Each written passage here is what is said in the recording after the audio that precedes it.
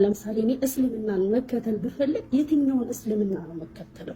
እኔ አሁን በዘመኔ ስላልኩ እስልምና ሁለት መሆኑን አላውቅም። ኧረ አንድ ነው።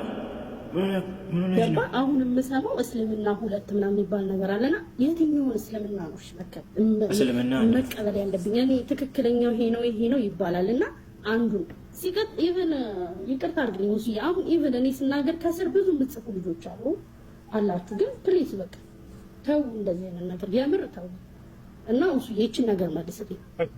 መደመዳጭ አይሽ አንድ ሰው እስልምናን መቀበል ቢፈልግ የትኛውን እስልምና ነው የሚቀበለው የሚለው እስልምና በመጀመሪያ ሁለት መስሎ የታያችሁ ሰዎች ይሄ ስህተት ነው እኮ።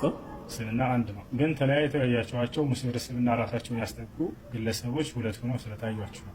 ያው ማለት ግለሰቦቹ በግንዛቤ የተለያዩ ማለት እስልምና አስተምህሮቱ የተለያየ ሁለት ነው ማለት አይደለም። እስልምና የሚለካው በእስልምና መረጃ ምንጮች በቁርአንና በሐዲስ ላይ ባለው መላእክት እንጂ በሰዎች ግንዛቤና አረዳድ አይደለም። ያን ማወቅ አለብን። አምላክ ከቀደሙ ነቢያት ዘመን ጀምሮ ኢስላምን ሲደነግግ ቆይቷል። እስከ ዘመኑ ፍጻሜ ድረስ ኢስላም ይቆያል። ገባችኋል?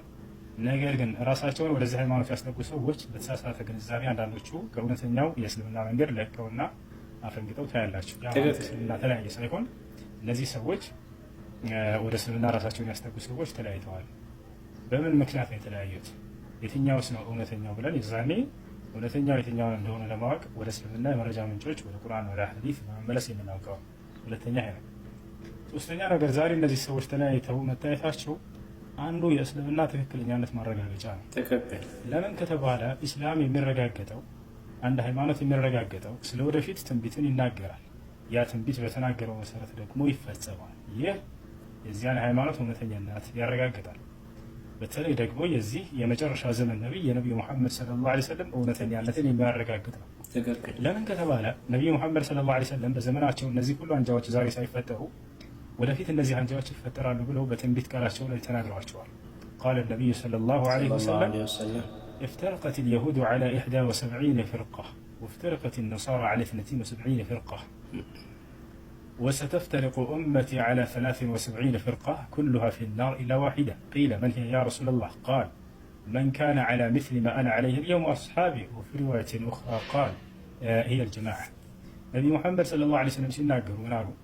አይሁዲዎች ለ71 ተከፋፈሉ፣ ሁሉም የእሳት ናቸው፣ አንዷ ብቻ ስትቀር። ክርስቲያኖች ለ72 ተከፋፈሉ፣ ሁሉም የእሳት ናቸው፣ አንዷ ብቻ ስትቀር።